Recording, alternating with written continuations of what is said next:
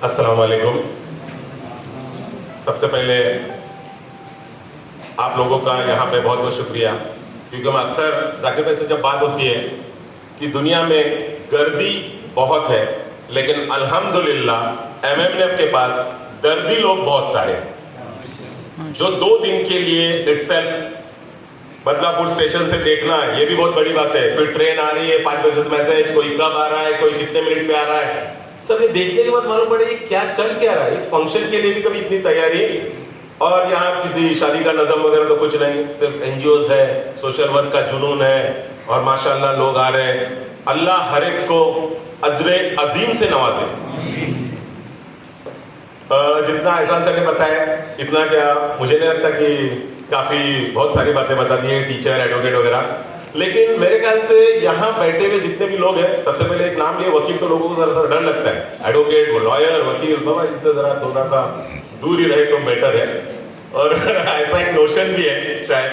तो खैर मेरे ख्याल से हर एक यहाँ बैठा हुआ शख्स एक एनजीओ से कनेक्टेड है, जॉइंट है, और वो NGO it may be of 2 types, registered NGO और अनरजिस्टर्ड। लेकिन आई गेस मेरा ये मानना है कि बहुत सारे एनजीओ जो है वो चैरिटी कमिश्नर के अंडर रजिस्टर्ड है। अब हमारा क्या होता है कि बहुत सारे लोगों का, मैं सबका ये कर रहा हूं, मैक्सिमम लोग जो है ना जोश में एक एनजीओ निकालते हैं, रजिस्ट्रेशन होता है, और बहुत सारा जोश और खरोश के साथ उसकी मतलब बैंड बाजे के साथ उसके एक आगाज होता है कि हमारा एनजीओ, चलो शुरुआत हुई। अब एनजीओ रजिस्ट्रेशन होना क्या हमारे लिए इतना बस है? नहीं, इसका एक डॉक्यूमेंटेशन होना चाहिए। आपका एनजीओ आपके ऑफिस से जिंदा नहीं रहता, आपके पीटीआर, आपके शेड्यूल 1, आपके चेंज रिपोर्ट से आपका एनजीओ जिंदा होता है। न कि आप कितना बड़ा ऑफिस चलाते हैं, कितने एक्टिविटी चलाते हैं, कितने हजारों लाखों का आपका टर्नओवर है।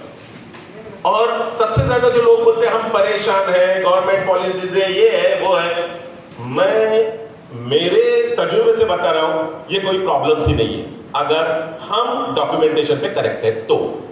ये कोई प्रॉब्लम्स नहीं है, हमें डोनेशन 1 लाख आ रहे हैं आने दो, 1 करोड़ आ रहा है आने दो, आप प्रॉपर उसका एक सिस्टम रखो तो सब कुछ। अब इसमें सबसे पहले क्या होता है, हर एक हमारे एनजीओ का जो पीरियड होता है, टेन्योर, वो 5 इयर्स होता है। यानी हमारा एनजीओ है, एक मेरा एनजीओ, मैं उसमें प्रेसिडेंट हूँ, सेक्रेटरी है, ट्रेजरर है, एंड और 9, 11, 13 जो भी मेंबर्स है। अब इनका टेन्योर कितना है तो 5 इयर्स है। फर्ज कीजिए कि 2020 में मैंने एनजीओ निकाला, 2025 में उसका टेन्योर खत्म हो गया। अब ये अगर डेट ये अप्रैल है, रजिस्ट्रेशन डेट इज आपकी अप्रैल, तो 1 महीने के अंदर यानी 20 अप्रैल अगर है तो 20 मई तक आपको चेंज रिपोर्ट दाखिल करना है। You have to submit the change report. अब ये चेंज रिपोर्ट क्या है कि फला मेंबर ने रेजिग्नेशन दे दिया, फला काम नहीं करना चाहता, अल्लाह न करे, फला किसी इससे बीमार है, इनएबिलिटी है, नहीं कर सकते, तो इनकी जगह पे हमने इनको नॉमिनेट किया, इसका एक रेजोल्यूशन है, और ये सब कुछ फॉर्मेलिटीज के साथ हम वो वहां पे कर रहे हैं। अब मैं चेंज रिपोर्ट के ऊपर इतना ज्यादा स्ट्रेस क्यों कर रहा हूं, क्योंकि यहाँ पे एक फॉर्म है, इसमें बहुत सारी चीजें लिखी हुई है। आरबीआई के बहुत सारे गाइडलाइंस अभी बहुत स्ट्रिक्ट हो रहे हैं, डे बाय डे नए डायरेक्टिव प्रिंसिपल्स आ ही रहे, नोटिफिकेशंस आ रहे हैं। अब इसमें सबसे इंपॉर्टेंट एक है कि ऑडिट, तो जो लोग ऑडिट रेगुलर चैरिटी कमिश्नर को सबमिट करते होंगे, इस मतलब लास्ट ऑडिट अगर आपने सबमिट किया होगा तो सबको एक डिफिकल्टी आई होगी। एक कॉलम आता है अभी, whether your body is PTR approved और नॉट। अगर आपकी बॉडी अप्रूव्ड हो तो ही वो सबमिशन होता है आपके चेंज रिपोर्ट का, अदरवाइज आपका ऑडिट रिपोर्ट आपका सबमिट नहीं हो रहा है, it means it is like as it is not submitted. तो इस प्रॉब्लम को सॉल्व करने के बहुत सारे लोग जो है ना चेंज रिपोर्ट दाखिल नहीं करते, और ये प्रॉब्लम आ रहे हैं। ये एक हुआ। अब ट्रस्ट में, चैरिटी में हमारे ऑब्जेक्टिव्स क्या है?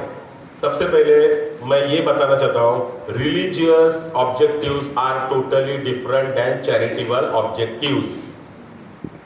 आप चैरिटी कमीशन के अंतर्गत मस्जिद नहीं रन कर सकते, कब्रिस्तान नहीं चला सकते, दरगाह, इमामबाड़ा, आशुरा, any of the particular religious, strictly religious. हम बहुत बड़ी शान से, हमारी मस्जिद चैरिटी कमीशन के पास रजिस्टर्ड 95 से है।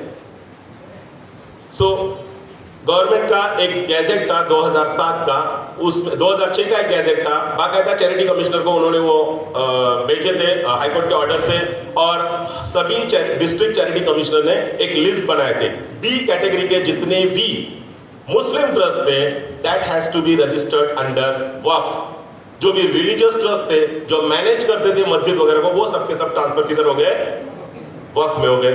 अब जो वक्फ में जो भी ट्रस्ट ट्रांसफर हुए वो दो कैटेगरी में हुए। जो वहां पे ट्रांसफर हुए उनके साथ तीन किस्म के मामला हुए। एक, फाइल ऐसी पड़ी रही जैसे बहुत सारे गवर्नमेंट ऑफिस में होता है, उसके ऊपर कुछ नहीं हुआ, ये पहला ऑप्शन। दूसरा ऑप्शन, अंडर सेक्शन 43 वो चैरिटी से जो ट्रांसफर होते वो ऑटोमेटिकली रजिस्टर्ड हो गए वक्फ में, under section 43 of the Waqf act 1995। तो वो ऑटोमेटिकली रजिस्टर्ड हो गए, उनके सर्टिफिकेट, उनके जोड़ पत्र, उनके रजिस्ट्रेशन ऑर्डर, ये सब निकल गए। कुछ लोगों के वहां पड़े रहे, कुछ लोगों ने वहां से कलेक्ट कर लिए, ठीक है। और ये जो थर्ड ऑप्शन, जो कुछ भी नहीं हुआ था, उनको जो न्यूली जिन्होंने कुछ बनाए बाद में, उनको सेक्शन 36 के अंतर्गत जाना पड़ा, अंडर सेक्शन 36 न्यूली रजिस्ट्रेशन।